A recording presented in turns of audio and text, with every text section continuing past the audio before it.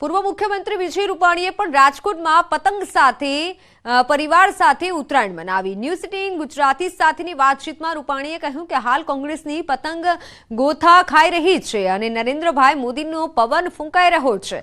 કોંગ્રેસના નેતાઓના રામ મંદિર પ્રાણ પ્રતિષ્ઠા મહોત્સવમાં ન જવાના નિવેદન પર પણ તેમણે પ્રતિક્રિયા આપી। ફરી પોતાનો પવન ફૂંકાવા અંગે પણ રૂપાણીએ પ્રતિક્રિયા આપી।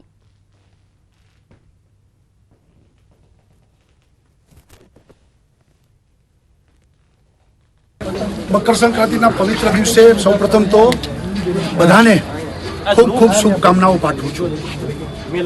पतंग उत्सव अने गुजरात एकबीजाना पर्याय छे। पतंग उत्सव अने गुजरात ना एक एक धाबे आज प्रजा पतंग उडाडीने आनंद माणी रही छे।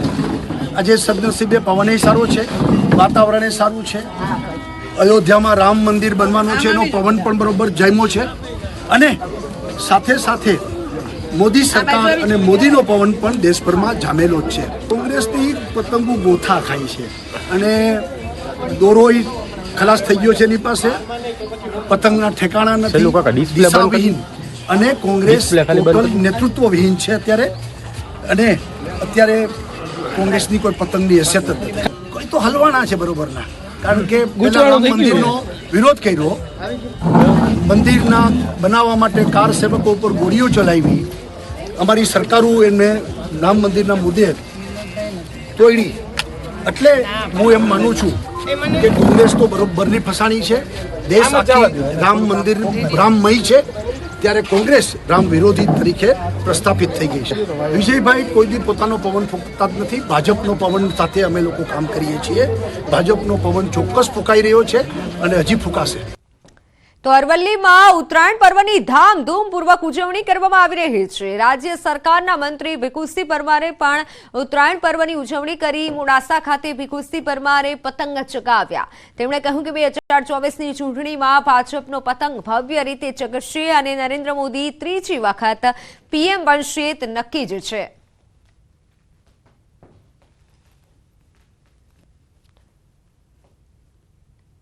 આ વખતે 2024ની અંદર નજીકમાં ચૂંટણી આવી રહી છે, ત્યારે મોદી સાહેબનો પતંગ તો ચગતો જ રહ્યો છે, પણ આ વખતે કોઈ નવી જ ઊંચાઈ ઉપર આ પતંગ ચગવાનો છે અને 400+ વધારે સીટો મેળવીને હેટ્રિક સર્જીને ત્રીજી વખત વડાપ્રધાન તરીકે નરેન્દ્રભાઈ મોદી સાહેબ બેસવાના છે એવો મારો પાકો વિશ્વાસ છે। જામનગરમાં રાઘવજી પટેલે વિવિધ કાર્યક્રમોમાં હાજરી આપી તથા લોકોને ઉત્તરાયણ પર્વની શુભેચ્છાઓ પાઠવી। આ ઉપરાંત આ પર્વને ધ્યાનમાં લઈ ધ્રોલના મોટા વાગુદળમાં પતંગ વિતરણ કર્યું। રાઘવજી પટેલે 1992માં કાર સેવાની આપવીતી વર્ણવી હતી। આજે સવારે મેં ધ્રોલ ગૌશાળા પાંજરાપોળમાં ગાય માતાની પૂજા કરી, એને નીણ ખવડાવી। ત્યારબાદ મોટા વાગુદળ ગામે અમારા એક આગેવાન રાજભા જાડેજા દ્વારા બાળકોને પતંગ, ચીકી આ બધાનું વિતરણ કરવાનો એક વ્યવસ્થિત કાર્યક્રમ હતો। જામનગર દક્ષિણ વિધાનસભા વિસ્તારના ધારાસભ્ય દિવ્યેશ અકબરીએ જન્મદિવસની અનોખી રીતે ઉજવણી કરી। રણજીતનગર લેવા પટેલ સમાજ ખાતે રક્તદાન કાર્યક્રમનું આયોજન કરાયું છે। તે ઉપરાંત મહિલાઓ બ્રેસ્ટ કેન્સર માટે જાગૃત થાય તે અર્થે 2100 બહેનોને મેમોગ્રાફી ચેકઅપ કરાવાયા છે। ધારાસભ્યના જન્મદિવસની અનોખી ઉજવણીને આ કાર્યક્રમમાં કૃષિ મંત્રી રાઘવજી પટેલ, કેબિનેટ મંત્રી મુળુભાઈ બેરા, સાંસદ પૂનમબેન માડમ, એમએલએ રીવાબા જાડેજા પણ ઉપસ્થિત રહ્યા હતા અને આ ઉપરાંત મેયર, સ્ટેન્ડિંગ કમિટી ચેરમેન સહિતના અગ્રણીઓએ પણ કાર્યક્રમમાં હાજરી આપી હતી। કાર્યક્રમમાં ઉપસ્થિત મહાનુભાવોએ કુપોષિત બાળકોને દત્તક લીધા હતા।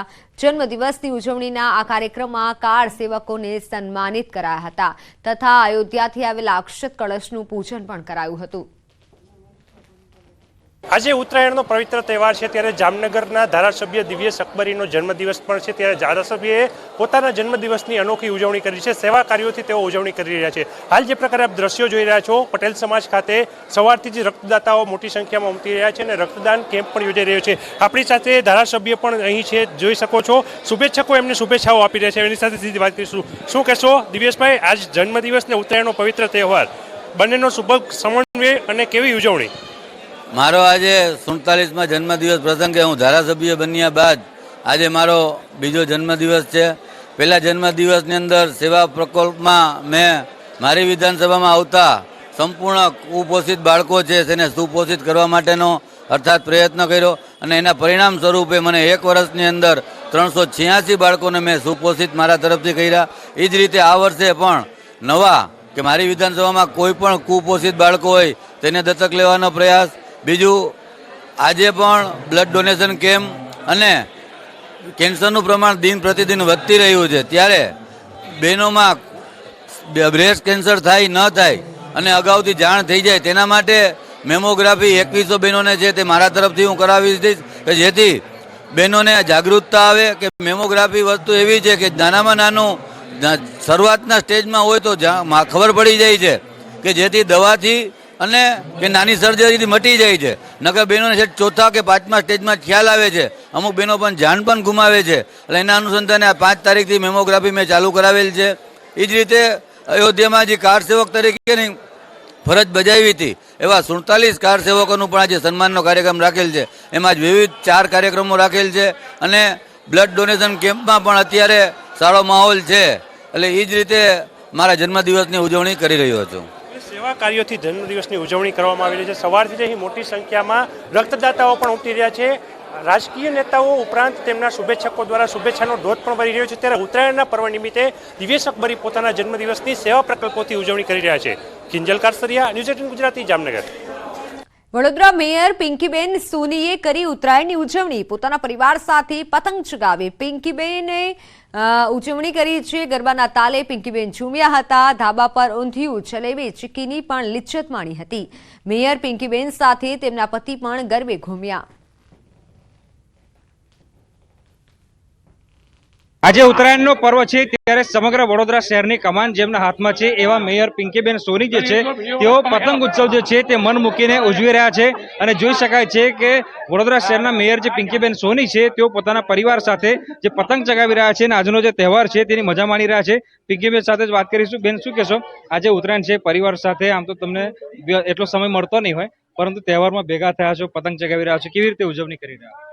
ચોક્કસ ભારતીય સંસ્કૃતિ ને પરંપરા અનુસાર જે પણ આપણા તહેવારો છે કહી શકાય કે સૌને એકમેકને હળી મળી અને તહેવારોની મજા લેવામાં આવતી હોય છે. ત્યારે પતંગ અને દોરીનું જે એકબીજાનું કોમ્બિનેશન છે કહી શકાય કે પતંગ અને દોરીના સંપથી પતંગ ઉચ્ચ શિખરોને ઉચ્ચ આસમાનમાં સ્થાન પ્રાપ્ત કરે છે. એવી જ રીતે સમાજ એકબીજાથી જોડાયેલો છે. પછી એ પરિવાર હોય, મિત્રો હોય, સ્નેહીઓ હોય કે આસપડોશમાં રહેતા આપણા પાડોશીઓ હોય, એકમેકના સ્નેહની રંગોળીથી બનતો આ સમાજ ભારતીય પરંપરાના સાંસ્કૃતિક મહત્વ એવા દરેક પર્વની ઉજવણી કરતા હોય છે. ત્યારે આજે ઉત્તરાયણના પર્વ નિમિત્તે મને પણ મારા પરિવાર સાથે સમય પસાર કરવાની તક મળી. ખરેખર ખૂબ ખુશીનો મારા માટે દિવસ છે અને અમે લગભગ દર વખતે એકબીજાના ઘરે આવી રીતે જઈ અને એક સાથે મળીને આ તહેવારોની ઉજવણી કરતા હોઈએ છીએ.